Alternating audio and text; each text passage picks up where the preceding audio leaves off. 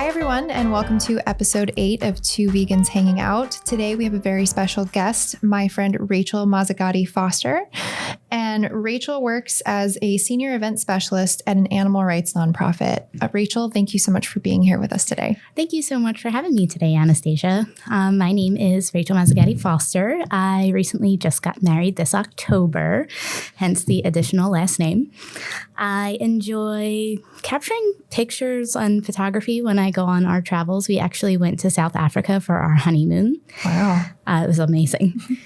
And let's see, being an advanced scuba certified scuba diver, we usually kind of pair our trips with like a land and sea adventure.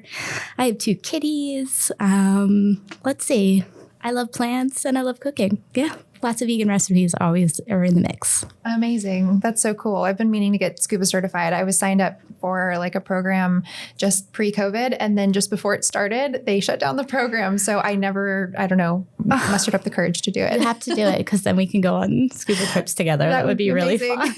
I could see us doing that together. I'd love that. That'd be very cool. So thank you for sharing a little bit about yourself. Can you tell us, since it's kind of the point of this episode, can you tell us a little bit about how long you've been vegan and what inspired that journey for you? Absolutely. I have been vegan for a little over 3 years now. I went vegetarian almost 10 years ago. And I would say I stopped eating red meat when I was 10. So it's been quite like a lifetime journey almost of just realizing certain things over the years and then deciding to make those choices to kind of align with who I am as a person. Cool. That makes sense. Yeah, I'm kind of curious what inspired you to give up red meat initially, because I went through like very early, like in childhood, I went through like this thing where I was like, I can't eat pork anymore. I didn't know why. I just stopped. And so long before I went vegetarian, I stopped eating pigs. I don't really know where that came from. So what was that for you? Definitely. I had my stepmother was, she loved farm animals, but she really, really loves cows. Mm-hmm. And she was a big influence on like teaching me how to cook. Okay. And she was someone who didn't want to eat red meat either. Okay. So she would cook it for my father, unfortunately, but she wouldn't really participate in that. Sure. And I kind of was like in solidarity with her, but it also just carried out throughout my life. I never really wanted to eat red meat. From Philadelphia, I've never had a cheesesteak. Wow. Grew up in the city. So definitely I take pride in that, even though a lot of people would give me a bunch of crap about it. And then I guess another thing that really stemmed me to go vegan was when I moved out here in 2014, I had I just met this really wonderful person who's still my best friend. Oh. And we would always get into these really deep, thought-provoking conversations. And she asked me one day, have you ever seen the documentary Earthlings? Yikes. Yeah. And I said, no, what is that? And she said, I really, really strongly advise that you watch it because while I was vegetarian, I was still consuming dairy and cheese and occasionally eggs, even though I was kind of weird about eggs too sometimes. I don't know if you've gone through that. Yeah, eggs are weird. Yeah, eggs are super weird. But occasionally I would eat them and then other times I would just get completely revolted by them. Mm. But when I watched Earthlings, I knew it was going to be a hard documentary to watch because I watched the trailer. Yeah. And I still made myself sit through it even though I know it was going to be tough. And after all those tears and a lot of just kind of gaining that perspective, I saw what happens in the dairy industry specifically. I know that whole documentary is really what happens on factory farms. Right. But I saw what happens in the dairy industry and what happens to some other cows and their calves. And it was basically like a no-brainer. I had no qualms with just giving up cheese and dairy in general. Yeah, that makes sense. And I feel like my journey was similar. So I stopped eating pigs really young. And I maybe that was because of the movie Babe. I'm not really sure. Oh, I loved Babe. I know. So cute. And I think that might have been part of it. I don't know kind of really what kicked that off because I was so young, but I was vegetarian first. And it started out with just me sort of being grossed out by the smell of meat and just eating it in general, the texture. It's like I knew what it was. And so even though I didn't have like a full picture of how it got to my plate, I was like, this is weird. Like it started to gross me out. Start really thinking about it. You really do. Some people do anyway. And so it started with that. And then I have a friend, his name is Mark, and he, I've talked about him before on the show because he inspired me to go vegan. So he mentioned the documentary Earthlings. I know.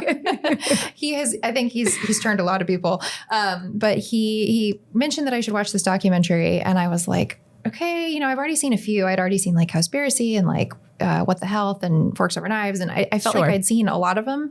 But I was like, sure, I'll give this one a go. And I didn't let my dog watch it at the time. I only had one dog and we had just adopted her less than a year before I watched this movie. So I was already inspired just by her and how amazing she is. Right. And so I started watching the film and I think just a few minutes into it, I text him and I was like, I don't know that I can handle this. Like it's actually, I'm really sensitive too. And I was like, this is a lot. And he responded and he basically said something along the lines of like, I just feel like you need to see this. I think you're missing information, like being a vegetarian and not being a vegan. And I was like, all right, fine. So I watched the whole thing. It was mortifying. I was just devastated. I was like a mess at least the rest of the day. I was just like in this weird funk. I went downstairs. I threw away all of our food that had animal products in it. And I was like, yep, we're done. I'm calling it. And like, as much as with my husband, Brian, as much as I, told him if this isn't his journey, I get it. I just need his food to be like separate from mine. He was super supportive and was like, no, like, it's everything you're explaining to me makes sense. Like, let's just make the switch. And we did. But that film is insane. I highly suggest anybody watch it. I know it's like not an easy watch, but it really does show you what is behind those walls. Right. Absolutely. And I think that's what a lot of people need to see. They're just really missing the full picture. And some folks do know, and then they can still live with that somehow. But then I think the majority of people though just aren't aware. And it's that way for a reason. They keep that kind of behind the shadows in many senses. Yeah. I mean, everything's like so perfectly packaged and presented to you in this. I mean, no one really thinks about how it got to that point, right? Nope. It's all shrink wrapped and like perfectly displayed. And, you just don't have any thoughts about it. Often you don't even, when you're a kid, you don't even know what that is. You don't associate it. No. Yeah. Because you're not told. Right. So scary stuff. Well, we're telling people now. So exactly. Here we go. So I know that with the work you do, you're able to marry your passion for animal rights with your everyday work. So can you tell us a little bit about what that's been like for you? Absolutely. I have actually been working at my organization for almost 3 years next month. Wow. And I applied right before the pandemic. So I was kind of really hoping for this position and I ended up landing it at the height of COVID. Wow. Which was kind of crazy. But I was experiencing a lot of shifts in my values and just moral beliefs. And I knew that I needed a change and wanted to start kind of dedicating all of my heart and time to the animals. And I don't know, it's something really special to be able to be a part of an organization where you get to wake up every morning and get to work beside like-minded individuals that really share and understand the same just life outlooks and how you feel about the animals and just be supported in that type of community. So the funny thing is, life really does bring you where you are supposed to be. And I have a background in theater and production, and now I get to kind of merge my two passions together with fundraising and events. So that's amazing. Very cool. That's so awesome. That's very cool. Yeah, you're living the dream for sure. Yeah. I think it's interesting that I'm drawing a blank on what I was going to say. Oh, that's okay. You're good. Don't worry. There's a lot. We're talking about a lot here. So. I know. No, I know. I totally it's gone. But I think it's great that you're able to get up every day, work with people who just have the same values and you're working towards the same goals as opposed to just working for a company where you're just trying to sell a product that maybe nobody needs. Mm-hmm. You're changing lives and saving lives every day. And I think there's like a joke amongst vegans about how it's really hard to find other vegans like in the wild. Right. Yes. And so anytime I go to an event that's vegan centered and there are other vegans around me, I just get this like it's just my energy is different, right? And it's just I feel so inspired. I feel motivated. Uplifted. And I feel like welcomed. And it's like this wonderful feeling. And so I can't even imagine going to work every day and like having that feeling. Because usually I have to sign up for some sort of special conference to get that kind of vibe. But you get to have that all the time, which is just really cool. It is really cool. We actually just did this global retreat too for the first time ever in the organization's history.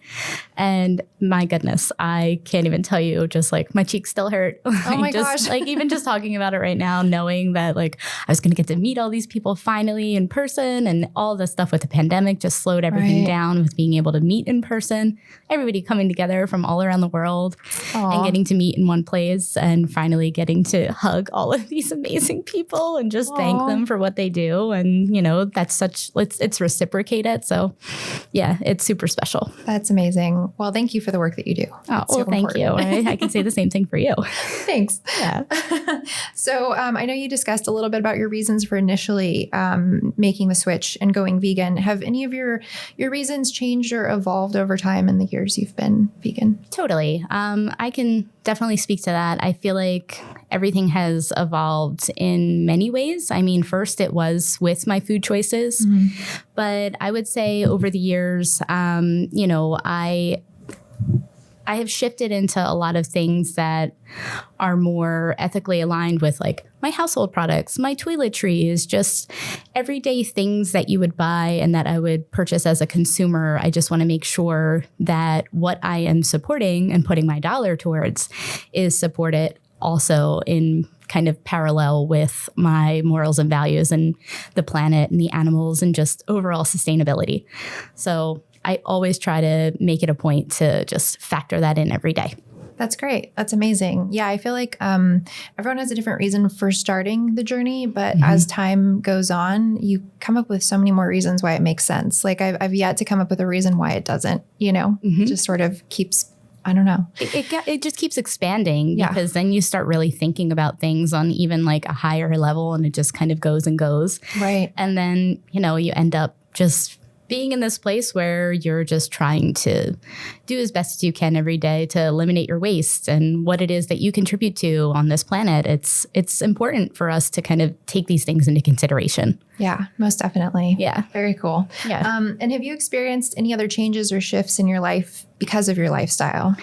Yeah, I mean, I think I spend a lot more time doing research on what it is that I'm buying. And I don't just impulse buy things. I really spend the time, and it does take a little bit of extra time, sure. But at least I know what it is that I am, you know, supporting. Another thing that I do is like, you know, I also kind of share that information with other people. I try to just say, hey, like, have you ever thought about bamboo toilet paper? Or have you ever thought about maybe switching out your toothpaste for toothpaste tablets so you're not contributing that toothpaste tube that ends up in a landfill? Yeah, I just feel like luckily we are able to have those options now. They're a little bit more easily accessible. Yeah. Whether it is you walking into a store and being able to see things, things that are labeled overall, if they're vegan or cruelty-free. But I always kind of make sure that people take it into consideration that just because it says cruelty-free or doesn't necessarily mean that it's vegan. Right. I think we've had this conversation in the past before about just making sure we all have these handy little things in our back pockets or wherever, just right in our fingertips. Just look it up. It's easy to just be able to search a brand, especially if it's like a name brand that's featured in a store that you would be able to just walk in easily and pick up and go and buy.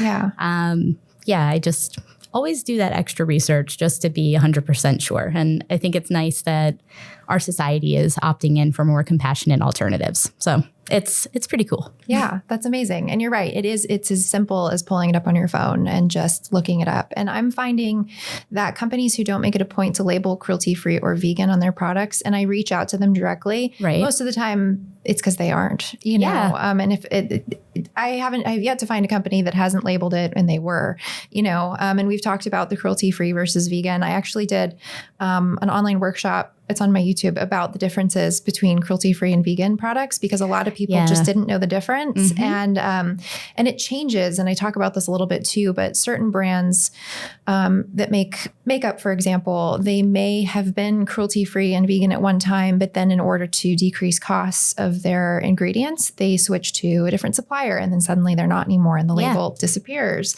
And so it's one thing that may have been vegan or cruelty-free today might not be tomorrow. So it's really important that you do your homework and see where people are getting those ingredients from, because it changes. It does. And it can change overnight and you won't even know. And so it's always just important to keep up on your daily news. Yeah, that's true. And there are a few places I like to get my news. I'm trying to think. There's I love Veg News. Veg News is amazing. I'm subscribed. Yes, I have. I always have my subscription. I get my daily little updates every day in my inbox. So I love that. I've got my emails. I get them. I follow them on Instagram. And then, of course, I get the quarterly magazine, which I love, which is great. Plant-based news is good, too. Yes, plant-based news. I like Veg Out Mag. And of course, I mean, everything on NPR usually is great, too. It's not always plant-centered, but it's still a good place to get always get my information. Yeah. NPR. Definitely. All the way. Yeah. Perfect. I'm glad we're in alignment with that. No surprise.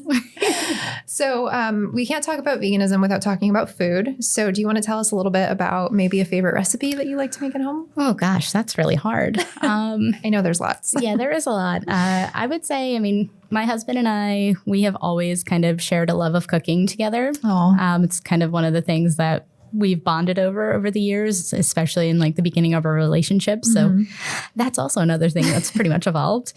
However, he used to make this really delicious homemade enchilada recipe. Okay. He makes the sauce from scratch. It's insanely delicious. And it was vegetarian before we decided to swap out like a plant-based cheese for the dairy cheese that we would have. But it's basically his homemade, and I can share it. It's not a secret. Please. Absolutely. But I can share that special sauce because it really is what makes or breaks it. Yeah. But then it's just basically, with the tortillas and wrapping it up with the black beans and the green chilies and the corn and the vegan cheese and some rice, and then topping it with some more of that sauce and some more cheese and baking it in the oven. It's usually a crowd favorite. Anytime anybody comes over, it's kind of one of our go-to recipes that we would make for anybody, and it's never failed. Yeah, that sounds amazing. Do you guys have a preferred, because I know we've talked about this in the past, like there are good vegan products and there are not so great vegan products. So do you have a preferred cheese brand that you like to use for the recipe? That is a good question. I feel as though I went on such a crazy tangent when, especially during the pandemic, I was like, I have all this time. I'm going to really sit, and our gas bill went up like drastically. He was like, what happened here? I remember from like March to April skyrocketed. Yeah. In a very significant startling way. Yes. Right? I was like, this is crazy. I was like, I had nothing else to do. Like I needed to cook. Yeah, I needed to cook, and I needed to figure out what are the best cheeses to go in this recipe, or how can I replace this with this? Sure. Like egg for flaxseed egg. I perfected my chocolate chip cookies on my grandmom's homemade waffle recipe. But I would say my favorite vegan cheeses are So Delicious. Okay. I do love me some So Delicious for sure. Like the Mexi blend and the cheddar blend are really tasty. I also love Chow. Chow is my jam. And Follow Your Heart for sure. Okay. Those are like my top 3 go-tos that I always have. But another one I really, really, really love is Miyoko's. I mean, it's really hard. It's awesome too, because now there are all of these alternatives. And the thing is, and the trick is, which vegan cheese matches which recipe you're trying to then reinvent or replicate. That makes sense. Yeah, definitely. Well, we appreciate the insight on the good cheeses. When I make my grandma's lasagna recipe, when I veganize that, I use Follow Your Heart and Kite Hill. It's a combination. Ooh. So I use the Kite Hill almond ricotta. I haven't released this recipe yet, but I can tell you this. And then the rest of the cheeses are Follow Your Heart, either the slices or the shreds. And it just, the way it melts, it's just perfect. It's like the perfect, like. Exactly. You wouldn't even be able to tell. No, you no one give knows. It to no one knows. Exactly. So that's the cool part about where we're at right now in 2023. Right. You can trick people into eating vegan food and they just don't know it. Yep. And they're like, wow, this is delicious. I'm like, I know. Right? Exactly. I'm glad that we both have the same favorite cheese choices. There are a few out there that aren't great. I won't name them, but I always tell my clients that if there's something they're at the grocery store, you know, for example, and they're trying out dairy-free options, I always tell them, just text me a picture of what you're thinking about buying and I'll just give you an honest answer as to whether or not you should run away or go for it. Put that in your cart. Right. Because I've come across a lot of people who are who contact me for vegan mentorship and they try one brand or the other of a cheese and then they get scared and they think that is, reflective of all the options. And I'm like, no. It's just like with dairy products. There are some that, are good for one thing quality, and not so good for the other. Right. And quality varies. And so, usually, especially with cheeses, I have people text me. So I occasionally will get texts from people and they're like, I'm at the grocery store. Like, what is this? Is this option a good choice? And I am always, people can count on me to be honest about what sucks. Yep. I'm the same way. I feel like a lot of people, when they're reaching out to me, just like, oh, like you've inspired me to try this. Sure. Can you tell me which cheese is better? And I'm like, absolutely. Or I'll just like send them lists. I should probably just start making like a PDF version. Probably. It might be a good idea just to have handy to save us both time. Maybe we both think about that. We could even work on that together. We could. Rachel and Anastasia's top cheese choices. We can also, I know, I'm like going on a tangent here because I get really excited, but I know you love Besties too. I do. And Besties does have some of the best cheese. Amazing. Because they have that dedicated whole like case of cheese. Cheese and case. Yes. And they have cheese from like all over and they support all of these amazing, independent brands that are really trying to set the bar and set the tone and also like step into this, like the artisanal, is that what it's called? Like, the artisanal cheese world. Cultured cheeses. Because they're out there too, in case anybody needs to know. Right. They exist. They really do. And I think it's just like with anything else, there's like a range. There's like the everyday stuff you're going to buy, and then there's the premium stuff. So like if I put together like a charcuterie, like I'm going to get the good stuff. Oh yeah. I'm like, oh, it's Thanksgiving or it's Christmas. I want to make a nice little like charcuterie, like cheese board spread.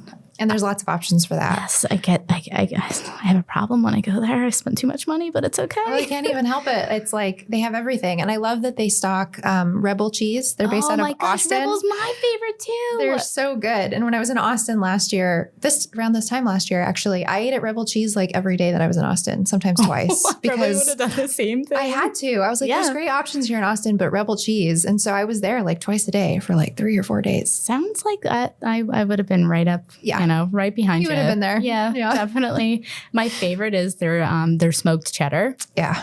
I gave it to my husband, Ashton, and he said, oh my gosh, this is delicious. It's so good. It's so good. It's like, they're so good. And I'd rather like just flying there and being there and eating their food is just so much more rewarding than like, I know they ship now, but like, it just feels so much better to just be there. Oh yeah. And like, look where I'm at right now. When they offered me samples, I was like, stop. Whoa. So you're okay, like, I might have to go. Picking out your little samples. And I was like, oh my God, I've died and gone to heaven. This is amazing. So it's awesome. It's worth the trip. Speaking of shipping, Besties ships too. So yeah. So for those of you not in LA. Yes, for sure. I had to kind of drop that in because Besties is an awesome, fully vegan supermarket or grocery store. And I love that the owner too, Asia. Yeah. I love that she chooses brands that are, I don't know, they're small businesses. They are vegan all around. They aren't necessarily owned by non-vegan companies. She's very thoughtful about and specific about who she brings into her store. I agree. I value that in her. Yeah, for sure. I think she's great. Very cool.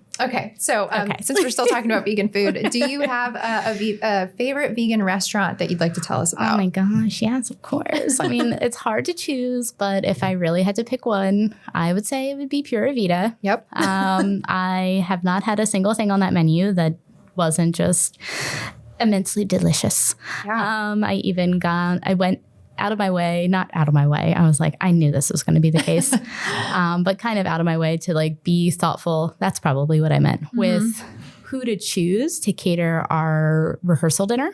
Oh, So I really wanted to share a compassionate meal and also a compassionate weekend because we made it a whole wedding weekend. So everything throughout the whole weekend was vegan. that's amazing. But we did like this little backyard kind of sweet rehearsal dinner before our wedding the night before. And we had Pura Vida cater it. Amazing. It was amazing. Yes, Oh it my was. gosh. And everybody was just blown away by how delicious everything was. And I had one person who has never eaten vegan ever. Wow. And they came up to me and didn't want anyone else to know because I guess, people get silly about that kind of stuff sometimes. Sure. But their vegan meatballs are delicious. And he comes up and he whispers in my ear, he's like, those vegan meatballs. And I was like, oh yeah, are they that good? It's like, they were just so tender. It just tasted just like a real meatball. I said, see, like how cool is that, right? Oh And my he's like, God. all right, I think I'm open to trying more vegan food. Oh and I my was like, gosh. cool. Like, see, this is all I wanted for everybody. It's not that I wanted to push anything on anyone. Sure. I just wanted people to try it and just be open to it because lo and behold, most of the time you're gonna be excited about it. And you're also going to be a little like, wow, this is really good. I think I could maybe even replace some of the stuff that I eat. Maybe if you're not ready to do it all the way, you can at least try to substitute things throughout the course of your week to maybe reduce your impact. Sure, definitely. Yeah. I love Pura Vida. I think Chef Tara is amazing. Oh, yes. She's just like the best person. I just love her. So innovative. So part of what inspired me to go vegan wasn't just Mark, but it was Chef Tara. So Really? I Wow. don't think I ever told you this story. So before Pura Vida existed, she was doing different private dinners where she was sampling options to create her menu. And Brian and I, my husband and I, went to one of these dinners. Ooh, that was the jealous. first time we met her. It was pretty incredible. And there was stuff there that night that I still haven't seen on the menu, so I'm waiting for that. But it was something that Mark had invited us to. And he was like, look, you guys are vegetarian. You got to come down here. You've got to try this food. And so we came down, we had this dinner. Everyone else that was there was vegan, I think, except for us. And we did this sampling of the menu. It was stuff like, she was trying to decide what to put in the restaurant. And it was so good. It was just so excellent that I think I even said to Brian later, I was like, I think we could be vegan. Like, and this was before I'd taken the leap, but I also I think I had a limited idea of what my options were. And I think most people do. That's what happens. And, that's okay. But Yeah. go ahead. Yeah. Like, let's hear more about this. Right. And so we tried it. And at the end of the night, I was like, I think we could do this. Like, I don't think it would be difficult. Like, if this is out there, if there are options like this. And so I have to give credit to Chef Tara as well as part of the inspiration for why I made the switch, because she provided me with, I feel like food is really just the key, but she provided me with an example of like what's possible. And it totally just blew away any sort of like limiting preconceived notions I had. Absolutely. Of vegan food. I have to also say, like, she also makes the best tiramisu. Oh my gosh. And I had to have, like, we tried all the tiramisus for our wedding, Yeah. and we chose their tiramisu for course. our wedding dessert. Aw. And even that too, like, she's just an amazing, just all around person, as well as just her mind and the way that she thinks about how to replicate things is just immaculate. Yeah, So, very yeah. cool. And I heard a rumor that she is working on a cookbook. Oh my gosh, really? Yeah. So I'm hoping. Oh, I'm buying that. I'm going to That's done. pre-order it as Yes, soon me as like. too. If you see it before me or if I see it before Yes. you, like, we just have to We let will each other connect. know. Yes, Mhm. absolutely. Yeah, most That will definitely. be like one of the top staples in my like Oh, yeah. cookbook shelf. Yeah. Definitely. I have lots of beautiful cookbooks, amazing vegan cookbooks that I have not cracked open yet. Like, I get so caught up making the stuff that I love to make that I Sure. like forget that I have like Crimsy's Kitchen. Like, she released her cookbook, all the Creole food or like Cajun food. And I just have not opened that cookbook. There's even beignets in there. I just haven't, I don't know. I think I just get so caught up in like the stuff that I love and I'm used to making that I forget that I have these cookbooks. So like, it's kind of like on my to-do list this year to actually open the cookbooks and like at use least them. pick a few, like, you know, it'd be like one recipe a week. It doesn't have to be like all Definitely. the recipes. Like, start small and Yes. gradual. And she's got po' boys in there. Like, there's some Oh my stuff gosh. that just looks so good. So I even pre-ordered that thing and I got it before, like, I feel like everybody else did. And then I put it on my shelf. I was like, this is a beautiful book. And then like, I didn't do anything with it. So You're not the only one guilty of that kind of stuff. yeah, So it's okay. it's gotta be all of us. Yeah. But, it's cool. So do you have any advice then? So for people who are listening, I think we get a lot of people who drop into different episodes who are not vegan, who are maybe curious about it. So do you have any advice for those people who might want to make the switch? Absolutely. I would say my best advice is to just be kind to yourself. This is not something that just magically happens overnight. I mean, it's once you get the information, sure, take it how you will. Sometimes it takes a little bit more time to resonate. Sometimes it's like an immediate reaction, but just know that everyone's journey is different. And, you can't hold yourself to the same standards as someone else, or like feel like you can't do it because you slipped up and still ate cheese, or you wanted to eat something that was nostalgic for you, but you don't know like another alternative that could have been in its place to make it more compassionately delicious. Yeah. So I would just say take things at your own pace. It does not have to be a sprint. It definitely is just a journey overall. And it's okay if you have to backtrack, or if you want to potentially just start reducing things little by little and then take your time and kind of build upon your veganism and your vegan journey. There's no set guidelines for it. It's just what you want to kind of take it for what it is. And I don't know. I think another important thing that has factored into my journey is going and visiting farm sanctuaries. Okay.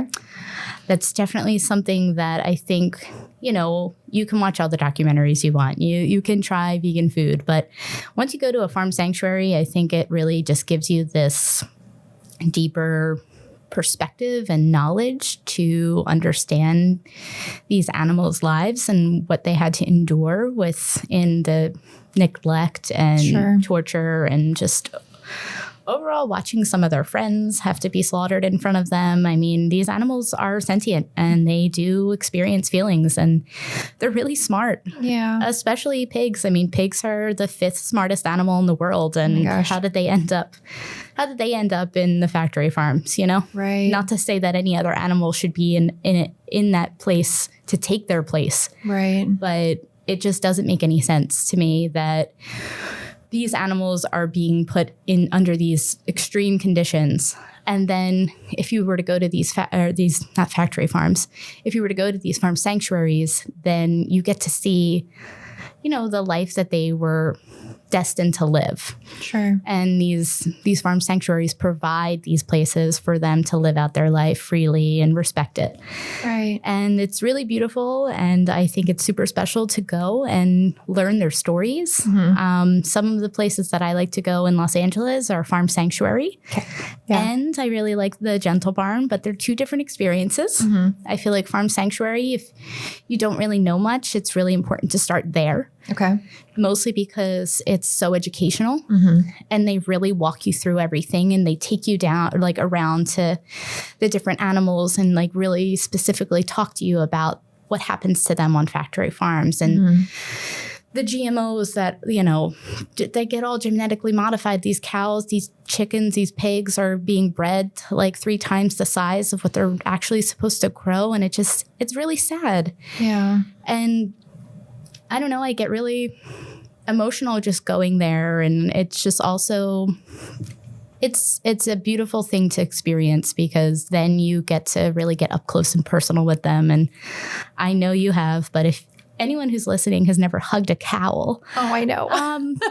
It's something you don't realize that you need until you actually do it. Mm-hmm. And it's just, I don't know, your heart is filled with a lot of compassion once you leave. And then hopefully that's something that you gain. It gives you that like gained perspective to take away with you and kind of live out throughout like what you want to do with your life and how you want to just what choices you want to make. Sure. Well, I think that's wonderful advice. I think starting out with just taking your time, I think that's important. I think, like we've talked about, this is a lifestyle. This is not a diet. Yeah. This is something that you are going to work towards for the rest of your life. So you don't need to do it right this very moment, but you can start taking steps towards it. I think that's great. Yeah. I have been to Farm Sanctuary. I brought a group of friends and clients that's great. Up to Farm Sanctuary. And then afterward, we stopped like in Pasadena on the way back to have like a vegan lunch. And we all talked about the animals that we met. And it was such like I knew everything they were sharing with us, but most of the people in my group didn't know what was being shared with us. So for me, I kind of stood back and I kind of watched them take in all the information. Mm-hmm. But just to meet the animals, I think like we were talking about with our food, we don't really think about where it comes from. But if you actually stand there in front of one of these animals and you really think about it, you can understand, right? And you can make the connection, but it takes a conscious effort. You can't just like mindlessly go through your life without making, like, you really have to see it.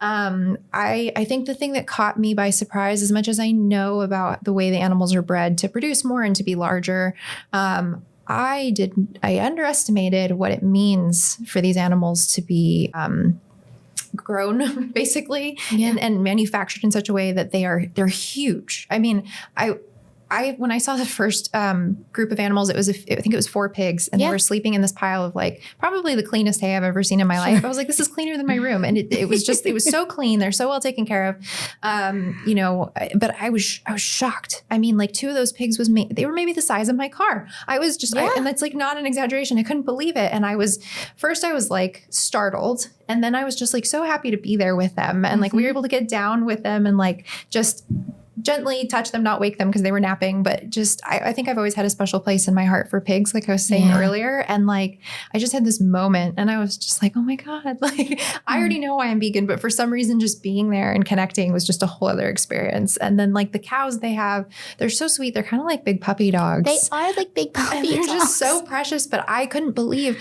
the size of one of the cows. So I have a friend I brought with me and I think she's got to be like 6 feet tall. The back of this cow was taller than like the top of her head. And I was like, from the parking lot, I actually thought that cow was a statue. I didn't know it was real because it was large. And then I actually walked up to it and I couldn't even describe to people later. I'm like, okay, so I just saw the biggest cow I've ever seen in my life, like dinosaur-sized cow. And like, I could not get people to like grasp. Yeah, like wrap your mind around it, but they don't. I don't know, it's just, yes, you have to see it. Yes, you do have to see it. It's bizarre. But they were just so sweet. They came out from like, because they were in an open pasture, and then they came out to like greet all of us, and they were just like so precious and like just so like affectionate. And it was a really amazing experience for everybody. We got to see all the animals, and I highly recommend it. I haven't been to the Gentle Barn, but I can add it to my list. I think you should add it to your list. That's more of, it's more to kind of get to, like, there's a designated person that is matched with an animal. Oh, okay. So I think they're only open on Sundays as well. I think the tours are only on Sundays to kind of limit like exposure. Of course. And they deserve to just, live their lives freely. Sure. So I think it's on a Sunday. I think that Farm Sanctuary may do the same thing. I think they may do Saturday and Sunday, but they do more tours. Sure. On Sunday at Gentle Barn, it's more like you get to go and you can brush the cows and you can go up to their designated person and learn their story and where they came from and how they got there and how long they've been there. So it's pretty special. There was one cow when I first went. He has passed away since. I remember reading about it and I was like devastated about it. But I spent a lot of time with him specifically the one day that I went. And I must have I would go and visit other animals I kept with, and then I would come back. And then I would go and then I would come back. And his name was Forgiveness. Oh. And he too was the biggest cow I have ever seen in my life. I had to look up at him because I'm little, but I felt like I was towered over, like you said, like almost like a dinosaur, like how big he was. Right.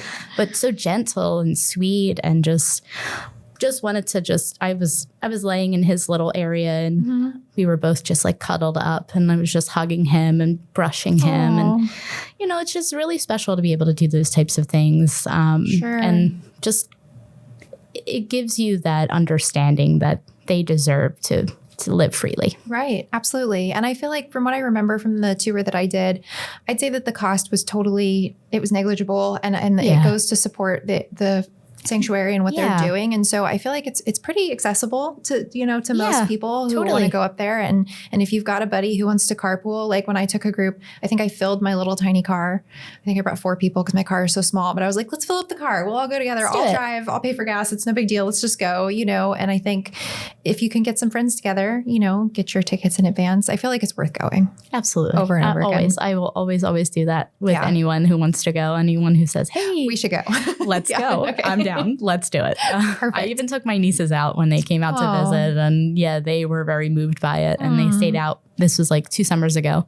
They stayed with me and my husband for during their summer break. Sure. And that was the first place I took them. Aww. And then they were all happy about like eating vegan and trying all my vegan food. And that was really fun experience to share with them. Yeah. Very cool. Yeah. We don't have a lot of like kids in our immediate family, but there are a couple who live out of state. And I keep saying to Brian, like, as soon as they come into town to visit, like, I want to take them to Farm Sanctuary because I think they would love it. Kids love that kind of stuff. And then you also get to really just, introduce that to them early because then they can make their own decisions. I think that's really important for a child to be able to know where their food comes from and just be honest. Overall, that's how I plan on raising my kids. So, I think that's important. Little compassionate hearts. They need to know. They all are just so innocent and sweet that I think it's important I know it's sad, but it's important for them to know where their food comes from or where food comes from. Sure. Yeah. I don't think we should filter that knowledge, that information, and we shouldn't filter history. We should be honest with them. Always. I think they can handle it. So very cool. Well, I think that's wonderful advice. So before we go, where can people follow you? I know you've got a photography page. I'd rather pitch that. I really do, mostly because I have like great pictures of animals on there and, beautiful pictures of our earth because we love to go and travel, and anywhere we go, it's always very nature driven and adventure outdoorsy, just gorgeous landscapes. Yeah. So you can find me at Chill Out Brussels Sprout on Instagram. Cute. Really cute. It's a funny thing that I said. My husband was being silly one night and I was like, chill out, Brussels Sprout. And he said, what did you say? I said, I think I'm going to use that. That's great. I love it. It's very cute. Easy to remember. Yeah. Chill out, Brussels Sprout. Yeah. Rhyming helps. It helps us remember things. Most definitely. Well, I want to thank you so much for joining us today and sharing your story and your energy with us. It's just been so wonderful to have you. It was really wonderful to be here. And I will always take any opportunity to hang out with you. So. Same. And I'm looking forward to going to the Gentle Barn together. Me too. I'm ready. We got to put it on our calendars. We will, or it won't happen. Yeah. Okay. Sounds good. Amazing. Well, thank you so much, Rachel. Thanks, Anastasia. And for those of you who are watching, thank you so much for joining us for this episode. As always, I release an episode every month. All of the information and details regarding all of the farm sanctuaries and all that good stuff will be in the description of this video. And you can find us on Instagram and on YouTube. So thanks so much, everybody. We'll see you next time. Thanks, everybody.